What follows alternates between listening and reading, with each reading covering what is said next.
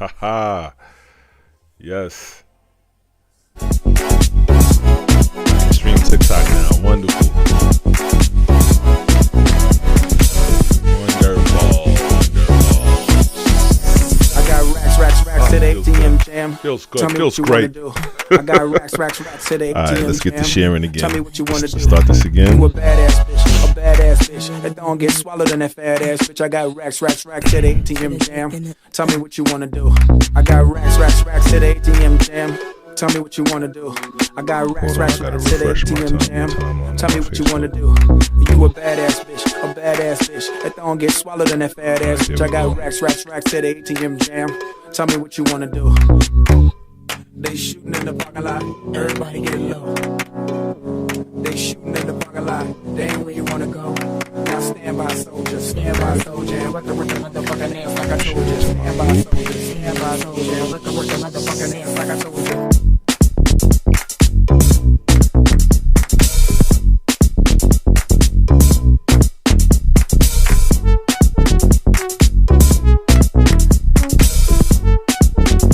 Rima's so beautiful. She's so out here. Hold on. The world needs to hear this. This is the realest chick. It's statistically a fact. Single mothers, we produce the worst product, right? Part of that, when we talk about males, especially black males, we don't realize that we're programmed, because if you don't understand history, you won't realize that, like, it starts with the female. Hold on, that's not even the whole. It's statistically a fact. Single mothers, we produce. You know what? I'm gonna save that for later. I ain't even going, you know what I'm saying, dig deep like that. I'm just going to get to it when I get to it. You know what I mean? Because I got a show to do. You know what I mean? But yeah.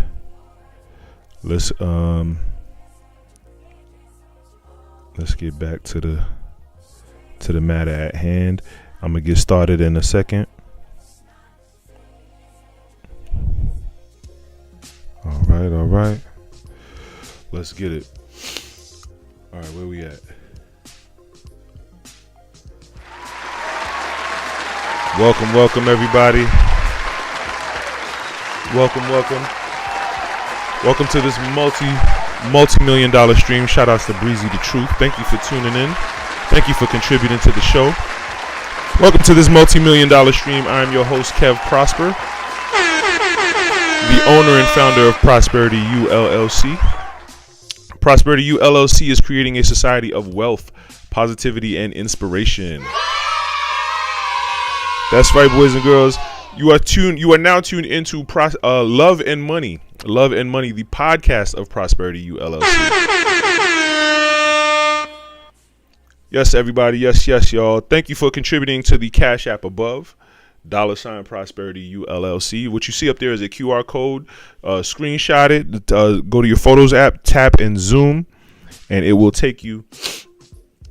To the Cash App $ Prosperity U LLC. Make sure you go over there and give it everything you got. And then after you do that, visit the website below at prosperunlimited.com. Yes. Allow that website to change your life. I guarantee it, because it changed mine. All right. And thank you for liking, subscribing, following, and sharing. But most importantly, thank you for sharing, because sharing is caring. That's right, boys and girls. And if you like the show, give a gift. Give a rose. Give a diamond if you're on TikTok. Or just give a like. The likes are free. And remember, we do this every Monday at 9 p.m. Eastern Time. Last but not least, remember to invest in the brand Prosperity U LLC. Amen. All right, so let's get into what we need to get into tonight. Tonight, I want to talk about this. Oh yeah. I was like, yo, do I really want to dedicate a whole show to a halftime performance? But then when I seen the commotion on the internet on my timeline, and I'm like, oh, maybe I should. You know what I'm saying? It won't hurt, right? So let's do it. Why not? Shout outs to Dave. Shout outs to Brian Freeman. Shout outs to Marquis. Welcome, guys. Thank you guys for contributing to the show. I love you guys so much. All right, so let's talk about it. So everybody, like, the hype. I think this was not the best halftime show performance. I actually like the Rihanna performance better than this one. Like, keep it a bean. You know what I'm saying? So, and she was pregnant performing like that. Like, come on. You know what I mean? And I like that one even more. So, but this has definitely been the most hype halftime show of all time. I mean, I would put this halftime show up there with like Michael Jackson and Whitney Houston. Hear me out. Let's think about this. So let's look at 2024 all by its lonesome. Oh my God, 2024. Like, as far as like the celebrity gossips go. Whoa. So you had the very beginning of 2024, you had the Cat Williams prophecy, right? Then the downfall of Puffy. Then and then the Kendrick and Drake beef. Right? And I think this was like the first battle. This is actually like the first battle in a long time, because I remember when I grew up. I'm an 80s baby. Shout outs to Althea. I'm an 80s baby and a 90s kid, right? And I remember when rappers used to battle back in the day, it was career ending. You know what I'm saying? Like really. There was the guy Cannabis who battled LL Cool J. Never heard from him again. Cool Mo D battled LL Cool J. Never heard from him again. You know what I'm saying? So not to run off on a tangent, but there was a time when a battle used to end your career. You know what I'm saying? Like dead ass. And you know, within the last 5 to 10 years, you know, battles were just battles. They were just like expeditionary jousting. You know what I'm saying? Just going back and forth. Okay, cool, got you. And let's go on about our careers, right? But this was like the first rap battle that was like, it wasn't like, you know, the Biggie and Pac beef. That was more like social. It was like a social battle. You know what I'm saying? You got the West Coast and the East Coast and rah, right? You know what I mean? Okay, cool. But this Kendrick, and then, you know, Drake has been in quite a few battles before Kendrick. You know, he's been very battle tested. I don't think Kendrick has ever been in a battle because everybody's been scared to battle him. And like he's been calling people out. He did that one long ass beat years ago. And then everybody, and like tons of other rappers went ahead and freestyled on it. And it was like he was calling everybody out and everybody clapped back. You know what I mean? But it never really went anywhere because I guess there was so many rappers jumping on the beat. You know what I mean? That was back then. But this Kendrick Drake beef was more political than anything. The smear campaign, you know, calling Drake a pedophile. Okay, great. The smear campaign as far as his racial ambiguity. Okay, great. You know what I mean? Like, there was so many layers and levels to that beef. You know what I mean? Kendrick's kids not being his and so, you know what I mean? Like, oh my God, it was messy in a different way. It was messy in a different way. So Kendrick came out on top of that beef, had the year of his career. Like, you know what I'm saying? He had a monster year. Why not give him the halftime show? Okay, great. You know what I mean? And then who runs the halftime show? Rock Nation, Jay-Z. Jay-Z ends up almost gets dragged into the scandal with Puffy, right? Almost gets dragged into that bullcrap. You know what I mean? Kind of, you know what I'm saying? It kind of gets, I won't even say swept under the rug. It's kind of got thrown out because we know, that's not, you know, like, okay, we don't know who or how people are behind closed doors, but where there's smoke, there's fire. There's been decades of rumors about Puffy. There hasn't been decades of rumors about Jay. I do know, like we all know that Foxy was a teenager when she came out, right? I'm gonna leave that at that. You know what I mean? But at that time, back in them days, see, here I go. This is my 80s baby, 90s kid coming out. I remember growing up the teen pregnancy epidemic, right? Even like from a child up to when I was a teenager. I remember it used to blow my mind that girls were getting pregnant when I was in high school. I was like, yo, you pregnant? Like I remember, I kid you not, I remember in 7th grade, and I think this girl had to have been left back because like her breasts were way too developed. I guess she was lactating, but I'll never forget her name. I'm not even gonna call her out. You know what I'm saying? Like, God bless her, if whether she's still alive or not, I don't know. But I remember in junior high, girls getting pregnant. You know what I'm saying? Like, I remember there was a girl who like got pregnant repeatedly when I was in junior high. You know what I mean? And I actually liked her. That was the sad part. I liked her. I think I shot my shot one day. I didn't know what I was doing. I was just like, I like you. 12 years old, right? Like, well, come on. What are you gonna do, right? so but those were the days. Those were the days, right? The good old days. But yeah, the teen pregnancy epidemic of the 80s and 90s. It wasn't teenage boys knocking up these teenage girls. You know what I mean? Let's keep it a bean. So yeah, not to run off on a tangent. So yeah, so Jay-Z almost got caught up in the Puffy, in the Puffy whirlwind, right? And people were getting on him and getting on Rock Nation and getting on whoever ran the halftime show, getting on Roger Goodell, like, oh, how you gonna have a halftime show in New Orleans without Lil Wayne? You know what I'm saying? I'm pretty sure they've had plenty Super Bowls in New Orleans without Lil Wayne.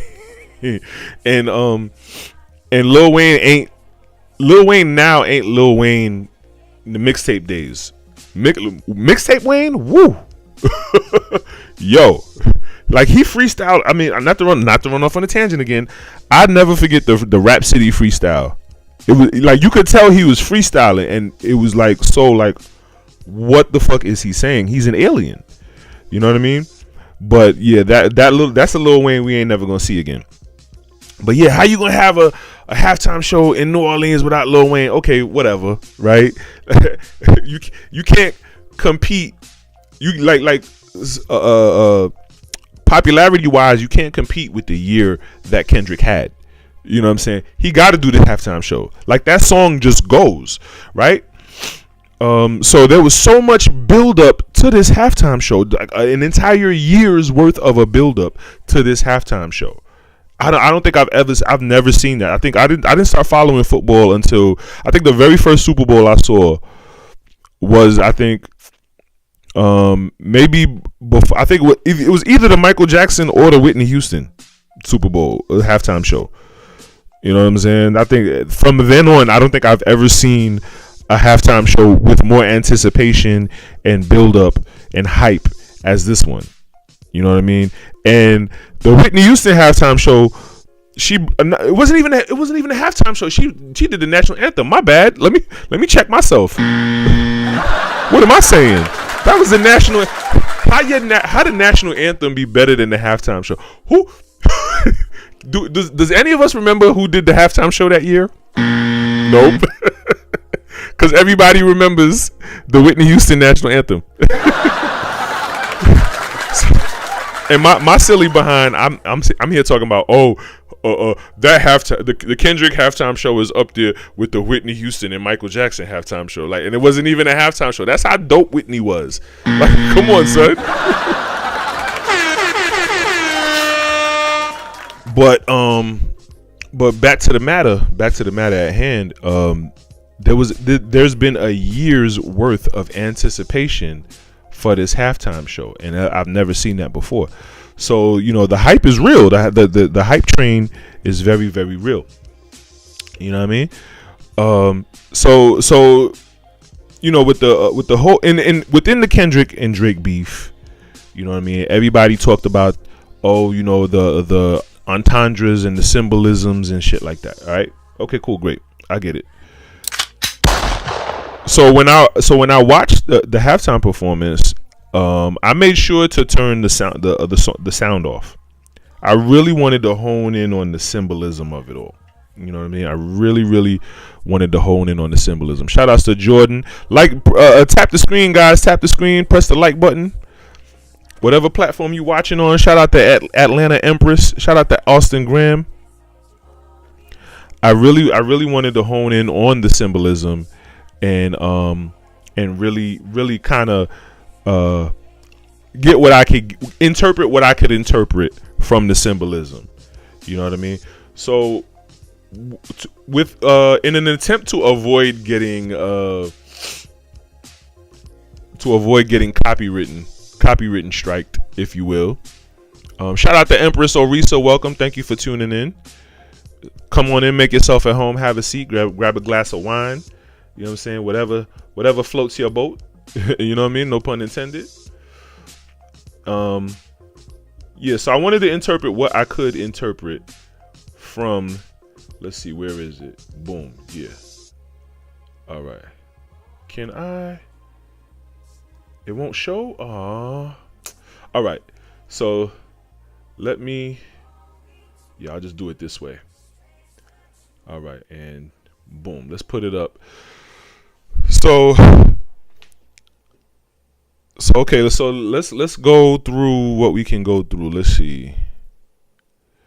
Okay. Did y'all catch this? I didn't pay attention at first. I didn't pay attention. I'm sorry. Like I sat through it and I was just like, you know, okay, there was the, you know, Samuel L. Jackson as quote unquote Uncle Sam, get it? Like the, you know, the nickname for the government, and he's telling everybody to play the game, right? Play the game. And I didn't catch this until the end, until the very, very end. I was like, oh, I see what you did there. Oh, I get it. Like it's like a tic-tac-toe game, sort of. You know what I mean? Now, you know, you got the X and then the O and then, you know, the triangle and the square. I don't know what that's about. You know what I'm saying? Maybe there's a deeper meaning to that, but it's basically a game. He's displaying. He's basically displaying a game. I caught that. I didn't catch that till the end. And then he said, so what he's saying that, you know, the government is playing you. That's what I got from it. That's basically what I got from it. The government is playing you, right? So let's see. Without getting copyright strike, fair use. Okay. His jacket. People were looking for the symbolism in his jacket. And you know him standing. I didn't know what the significance of that car was. I mean, I'm not a Kendrick fan per se. You know what I mean? Maybe he rapped about it in one of his songs on his past albums. Maybe, I don't know. But I'm sure there was some symbolism to him standing on that car. Then they had the dancers constantly hopping out the car. I mean, obviously, if you can't, well, not obviously, but if you can't tell, the car was pretty much a stage prop for like a shoot to let people come out onto the stage. And so yeah, with the dancers hopping out, you know what I'm saying? I took that as like a pun on like a satire on Mexicans, you know what I'm saying?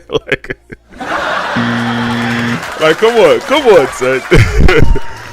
But you know, the dancers hopping out of the car. His jacket said Gloria on it. I think that was like his most recent album. You know what I mean? And then his jacket was also red, white, and blue.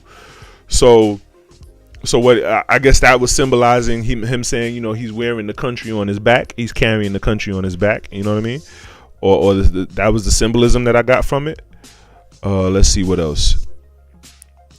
And then the dancers all wearing red, white, and blue. Like he's speaking to the country. I think this whole performance, he's speaking to the country. He's letting us know, like, yo, like this is what it is, and this is what it's going to be.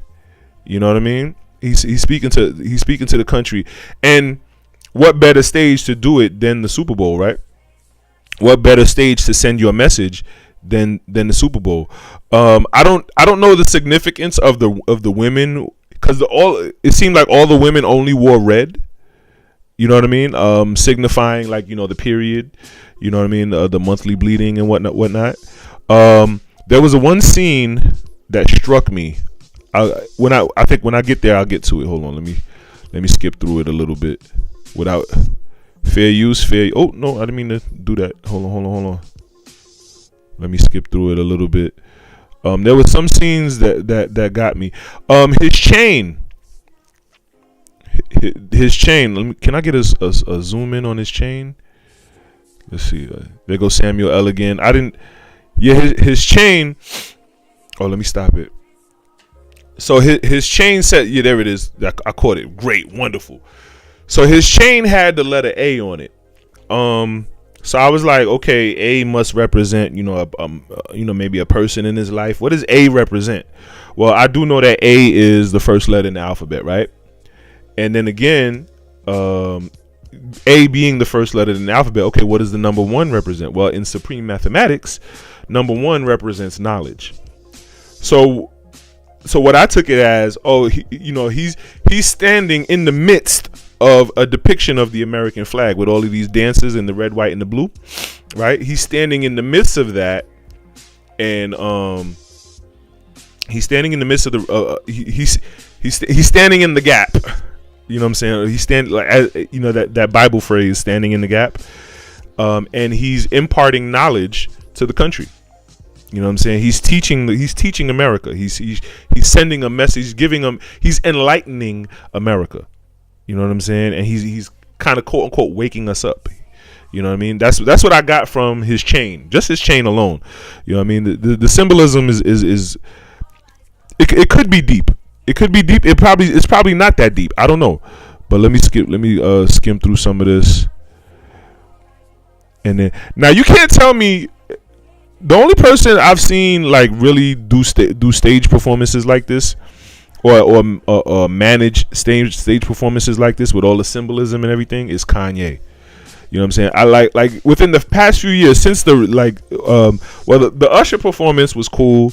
You know what I mean? Like, but it's Usher. You know what I'm saying? Okay, great, cool. But like the Rihanna performance and this one, it kind of spoke to me and said, okay, there's a lot of symbolism going on, right? I don't want to touch the Rihanna performance. That was its own little symbolic thing in and of itself. Thank you, Natalie. Thank you so much, Natalie. And then the prison yard thing. Okay, like I didn't catch that. The whole prison, the prison yard stage looking thing. I didn't catch that. I thought that was pretty cool. And then where's that one scene? There was this scene where like he was standing under the lamp, and where is it? And I was trying to figure out the symbolism of the dancers marching, and they were marching in different colors. So I guess each color represented a faction of America, and they're marching in an angry fashion, like they're going to war. So what he's saying, he's like, what I interpreted that as, America will experience some sort of turmoil, some sort of geopolitical turmoil, and some sort of political war, some sort of civil war at some point. This was it right here. Stop. Can I catch it? When he had these dudes standing under the light posts, and they were all flashing their grills, you know what I'm saying? And like, some of them had dreads, some of them had fros, but they all look like hood, like typical street hood dudes, right? You know what I mean? But they all had on white shirts. And remember, each dancer color represented a faction of America. And so what I took this scene as was he saying, like, what I heard when I saw that scene, I heard the great Paul Mooney quote. Where he said, everybody want to be a nigga, but they don't want to be a nigga. Right?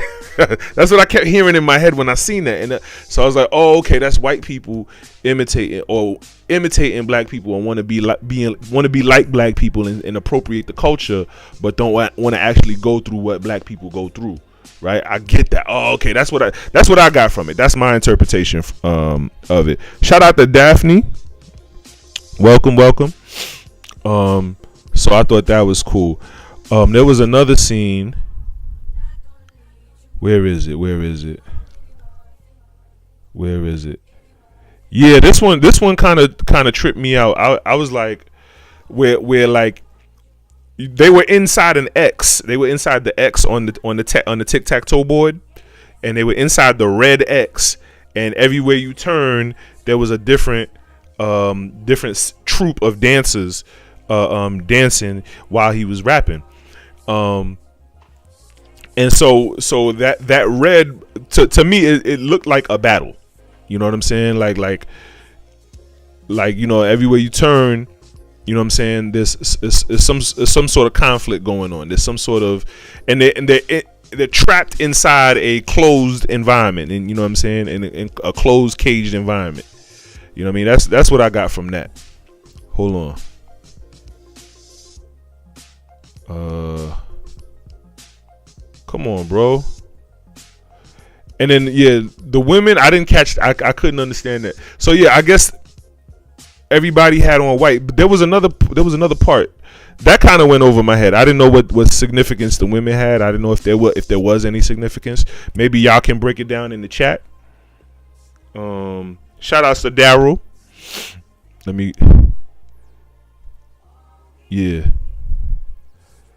There was another part. Where was it? Come on, give it to me.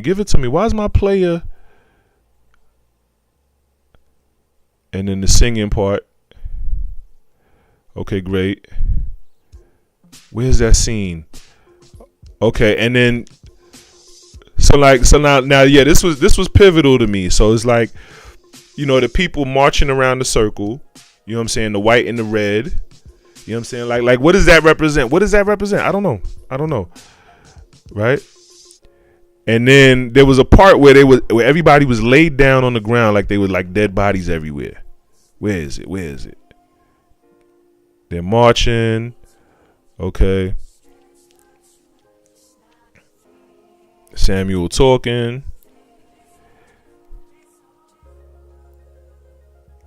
Okay. Come on, give it to me.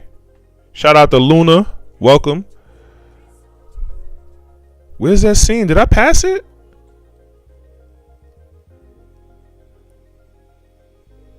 And then Serena Crip walking.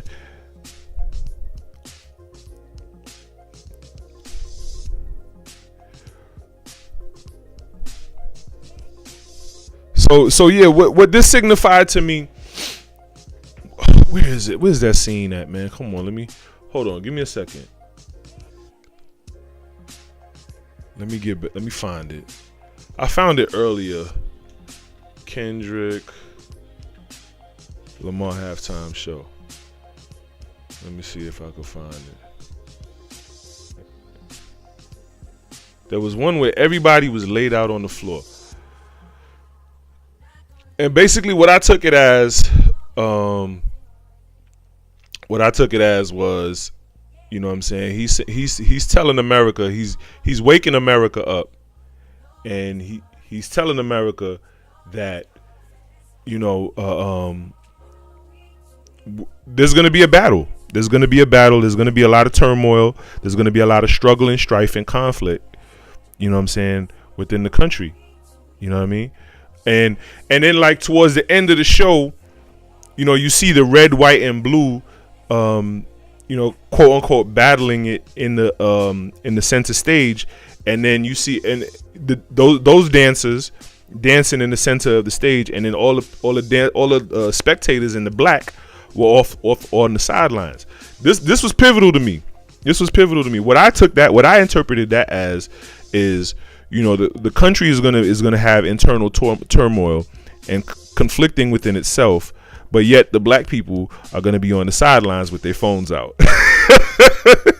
because those folks in all black who were off to the side in the dark, and then the fact that they were in the dark, they were in all black in the dark with their phones out. So what that signifies to me is the black people are gonna be clueless. While all this turmoil is going on, the black people are going to be clueless in the dark, clueless, with their phones out. You know what I'm saying? Just spectating and getting entertainment from it all. You know what I mean? That's what I got from it. But if anybody else has any deeper dives, shout outs to Miller, shout outs to Danny. If anybody else has any deeper dives from the performance, let me know. Any deeper symbolism. Somebody, I did have somebody. Yeah. Hold on. Let me pull it up. So there was a Facebook post. I don't know if it was originally on Facebook, but there was a post going around about the symbolism as well and what it represented as well. Let me pull it up. Was this it? Yeah, this is it right here. So my homegirl posted it on her joint. Let me yeah. So let me put that up there. So yeah, let me read it off and break it down. So she says, if you don't see and hear all the messages Kendrick just sent to America, I feel sorry for you. Samuel L. Jackson playing Uncle Sam, aka the house nigga, he played in Django. Samuel L. Jackson warning Kendrick to play the game white America wants us to play and not be ghetto. The Squid Games, yes, symbolizing the rich killing the poor. Squid Games, I guess you could say in the first season that's what that was about. The second season was more of a political struggle in Squid, the political message, where they kind of tweak the voting process, and then they let everybody wear the stickers on their chests. You know what I mean? So the Squid Game season 2 was more political, and like you had that one character, he was like, yeah, we should, we want to stay, and then everybody was like, nah, we want to go home, right? And then he was talking the most shit, but then when it was time to go to war, he was the first to back down, right? A little shit like that. I don't want to get off on a tangent on Squid Games. It's not a Squid Games review, but I see where he was going with this person. Whoever typed this up was going with that. The dancers in red, white, and blue representing the American flag. Yeah, I've been caught that. The stage also being a prison yard where his black performer. Yeah, that one was I didn't realize that one was pointed out to me. I mean, well, by the grace of God, well, not by the grace of God, but thank God I've never been to prison, so I wouldn't be keen on that. His black performers harmonized while he rapped. Yeah. Number 6, protecting black women like Serena Williams after disrespect from Drake. She was disrespected? What happened? School me on the Drake beef. And once again, reminding Drake and America that they not like us. They not like us. Yeah. So yeah, so yeah, there was a lot of entendres. There was a lot of metaphors and symbolism going on. I don't even think there was a lot. You know what I'm saying? There's only so much symbolism he could convey. But then again, Kendrick Lamar being the type of person he is, he's probably gonna convey as much as possible in a little bit of time. Shout outs to Lorenzo, shout outs to Yoruba, shout outs to Larry, Rico, Bernardo, Jerome, Pat, user 816, Sky Lady. Welcome. Thank you guys for tuning in. So yeah, so so I was pretty much shocked and astonished. It was the most hyped, anticipated halftime show, a year's worth of hype. For a halftime show. I've never seen anything like it. It was not the best halftime performance, but it was the most hyped, definitely. What else though? So now let's talk about the game. Let's talk about the actual football game, right? The Dynasty is over. Like let's call a spade a shovel. The Dynasty is over. It's a wrap. Travis, Taylor's gonna dump you. If she stay like within a month from now, I may be even dragging it. Like, who knows? But if Travis is still with her in a month from now, I'll be very, very surprised, because the season is over. You know what I'm saying? And most football players, they take maybe a month to 3 months off. Most NFL players take a month to 3 months off to just to recover. You know what I'm saying? It's a lot on their bodies. You know what I mean? So He's gonna be in the house, home. He may or may not be working out. You know what I'm saying? He's probably gonna be somewhere tropical. You know what I'm saying? Just enjoying his off season. And his agent is gonna be like, "Hey, yo, like, yo, Cleveland got some bread for you, bruh." He gonna be like, "Fuck you talking about?" Like, KC's getting rid of you, bro. It's gonna be a wrap.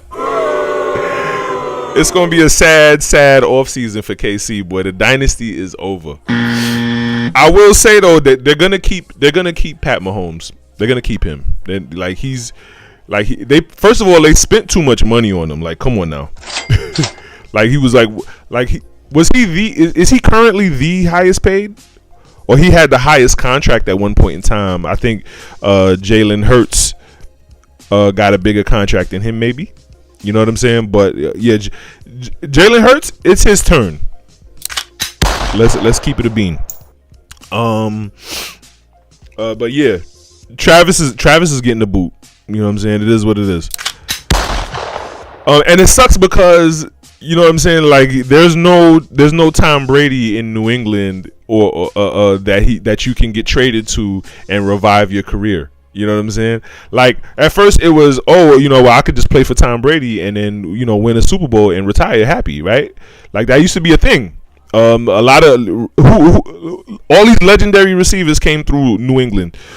Chad Johnson, of course, we all remember that where he tanked his career over a woman, that basketball wife, right? Randy Moss at the tail end of his career, he tried to, do a little something out there in New England. You know what I mean? Who else? And a lot of no-name receivers got their names from Tom Brady. You know what I'm saying? Back in the day, Wes Welker, Givens. You know what I'm saying? All of these guys, I remember them. You know what I'm saying? They did their thing.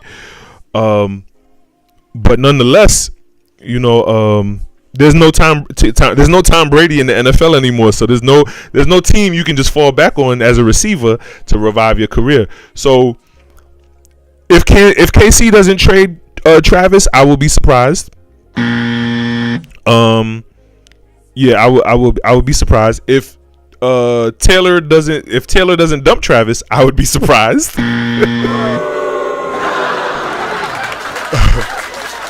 If KC trades Patrick, I would be very surprised.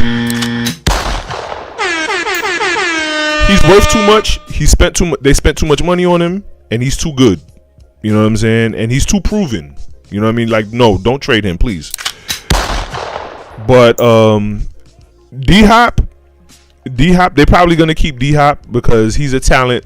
Like, shout outs to the Clemson great. But he's a talent that doesn't come around too often, and you're not gonna there's a truckload of receivers out there, but you know what I'm saying, the consistency and the talent and all of that, like, you're not gonna find too often. So like, if they're smart, they're not gonna trade B-Hop. Who else? The defense. The defense will probably get dismantled if anything, but that's a pretty good defense. The D-line. Listen, both defensive lines on both sides of the ball showed out. They both did their thing. They did their thug fizzle. Like both quarterbacks were getting pressure, but I think the morale of KC kind of waned by the end of the third quarter. And that's why that was how, like, Jalen Hurts was able to just run around like he did. You know what I mean? Like, yeah, it was like they was kind of like, okay, what are we doing? Look at the score. It was 40-6. Like, come on. You know what I mean? I saw the meme, the Travis. It was the meme. It was Travis Kelce yelling at Andy Reid, and in the caption it said, "I was supposed to propose to her tonight." Oh man, it's a rap in KC. Well, is Philly the next dynasty? The way they, I would say that they're a powerhouse team. You know what I'm saying? It would make sense to keep your personnel You know what I'm saying? If you have a championship squad, it would make sense to keep your personnel, but you gotta understand, like, it's a small league. You know what I mean? And other teams are poaching players and building teams up to beat you. So you have to always stay on edge and find out and scout out who's the best players to remain competitive. You know what I mean? But they got Jalen Hurts, and they got the biggest O-line in NFL history. The announcer brought up the stats. I was like, yo.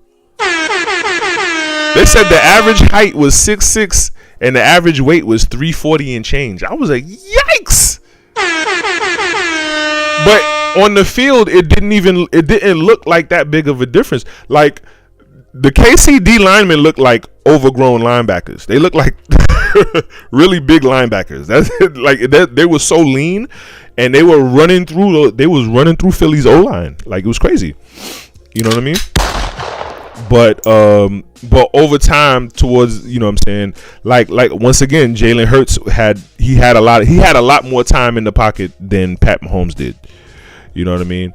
And people said it. At every position, at almost every position, Philly was better in some way, shape, or form. Either they were more talented or more skilled or more athletically gifted. You know what I'm saying? It's to some degree, and it showed. Saquon Barkley, he didn't score any touchdowns. They shut him down. It was curtains. It was curtains for Saquon. They didn't want no piece of Saquon Barkley. And like every time Saquon Barkley got the ball, they were shooting a safety at him. And then I thought that was the key. That was the key to shutting him down. It was like, I think like it was like a safety running back spot. I didn't watch the film. Like, I'm pretty sure if I analyzed the film, I could see it. But it seemed like every time Saquon Barkley got the ball, a safety was in his face. A nickelback or a safety was in his face. You know what I mean? And that was a big difference maker. And then like Saquon, he's so versatile. He's such a good running back. But it's safe to say he's an east and west running back. But he can go north and south if you need him to. He can go power if you need him to. But he's like I wouldn't say east and west, but he's like within the hash type of running back. He's not going to hit the sidelines and go crazy. He's more so like, I'm going to stay within the C gap. I'm going to stay within the C gap and try to burst it up the field and try to break a few tackles and burst it up the field. That's the kind of running back he is. You know what I mean? But yeah, they shut him down completely. I really wanted to see him do his thing tonight. I thought it was going to be his night. That's how they was hyping it. But it was really Jalen Hurts' night. You know what I mean? Yeah, it was definitely Jalen Hurts' night. What was I going to say? Yeah, what seemed most of the touchdowns, like most of the field goals, not field goals, but like most of the scoring that Philly did was probably more than likely, okay, there maybe have been two or three receiving touchdowns, right? But most of it was like field goals, interceptions ran back for a touchdown. You know what I'm saying? Like all these knick-knack scoring. Like there was no really true. Like I don't think Jalen Hurts ever ran it in the end zone. Saquon Barkley didn't score any rushing touchdowns. You know what I mean? So like, and for them to still blow them out like that really signifies that, okay, yes, they were better than them at every position. Because for them to dominate without actually scoring a true blue rushing touchdown, like that says a lot. That says a lot about your team as a whole. You know what I mean? So congratulations. And that's enough football talk. I don't want to dry any more vaginas. But yeah, the Kendrick show, very symbolic. Yeah. Whatever. So with that being said, I want to thank each and every one of you for bearing with me. I streamed a little late tonight because TikTok had banned me for like a week, and I had until exactly 10 p.m. for my ban to be lifted, and it was, so I had to stream later than usual. So I want to thank you guys for hanging out with me and staying with me. I want to thank you guys for tuning in to this multi-million-dollar stream. I'm your host, Kev Prosper, the owner and founder of Prosperity U LLC. Prosperity U LLC is creating a society of wealth, positivity, and inspiration. You are tuned into Love and Money, the podcast of Prosperity U LLC. Thank you guys for contributing to the Cash App above, $ Prosperity U LLC. If you screenshot this, tap and zoom and tap in your Photos app, it will take you to the Cash App at $ Prosperity U LLC. Go over to that Cash App and give it everything you got, why don't you? All right, and then visit the website below at prosperunlimited.com. Allow that website to change your life. I guarantee it, because it changed mine. Thank you for liking, subscribing, following, and sharing. But most importantly, thank you for sharing, because sharing is caring. And if you like the show, give a gift or just give a like. The likes are free. The likes are free. And remember, we do this every Monday at 9 p.m. Eastern Time. And last but not least, remember to invest in the brand Prosperity U LLC. I will see you guys next Monday at 9 p.m. Eastern Time, all right? Bye. Be sure to shop Amazon with Prosperity U LLC. Link in the description.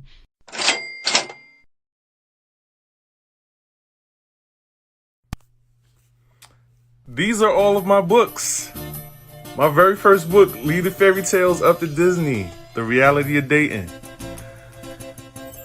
Haunted Truths, a romance murder mystery set in the heart of Brooklyn during the 1980s, during the height of the crack era.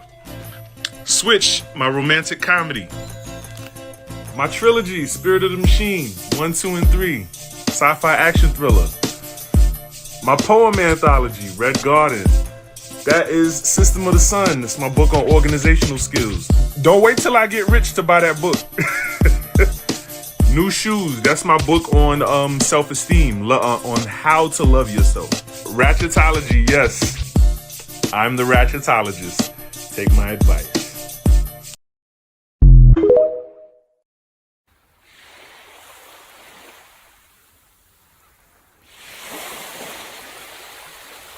Visit prosperunlimited.com and click travel to book your next vacation.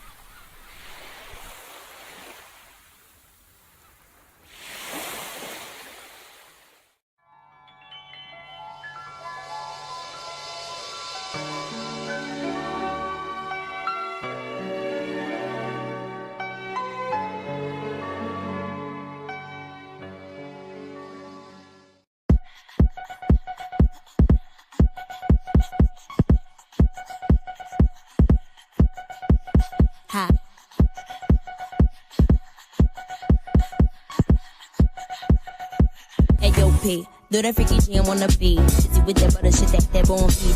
Did you double do that song sing. Flicky sticky with some butter so that phone sing. If you cheeky cheddar chuck, I'll get her own cheese. And say chicken with that head or this bitch that won't be with the official with that whole sleeve. Let these heathen tether wish that with that long sleeve. I got racks to the ATM jam. Tell me what you wanna do. I got racks to the ATM jam.